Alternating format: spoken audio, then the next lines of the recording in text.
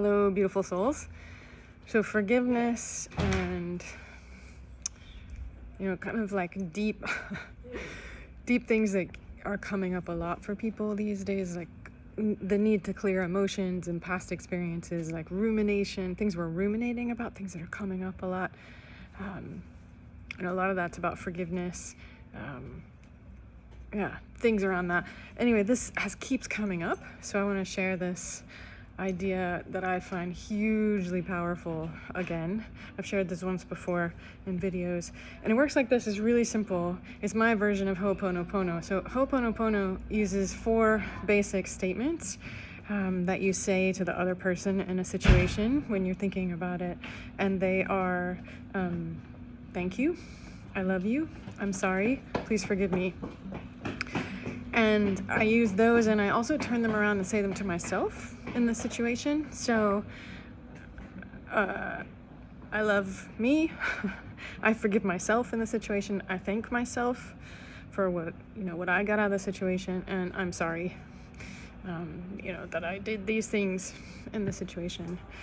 So that's the basic setup, is that using these eight things, these 8 sentences. And what I do, how I use them, is when the thought comes up, when the situation comes up in my mind, or I want to think about a certain situation, that then I bring it up. So I have this, whatever it is, in my mind, and I really feel into the situation. How do I feel about this thing? What's it bringing up for me? And then I start going through the 8 sentences, and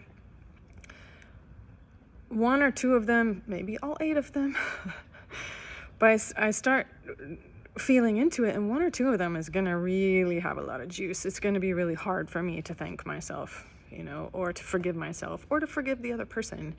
And so as soon as I get to one that's challenging, I stop. And I just sit in the challenge, like, of forgiving the other person, or forgiving myself, and or thanking the other person for whatever crazy crap they did, or thanking myself, and I feel like what comes up, what's challenging about that, and I just hold it.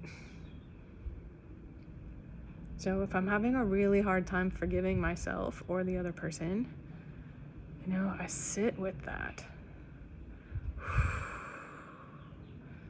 The feeling of forgiving them, and all the stuff that comes up, I really don't want to forgive them, and all that comes up around that, and I just sit with that, and I just let it be here, and I hold it, and I give that space to be here and really bloom and open and blossom. And of course, as I'm able to do that and it opens, it releases.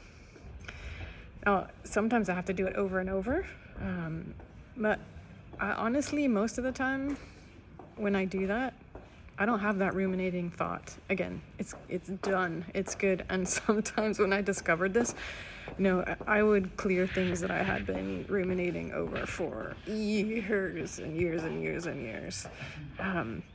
So it's super effective. It's really helpful to do.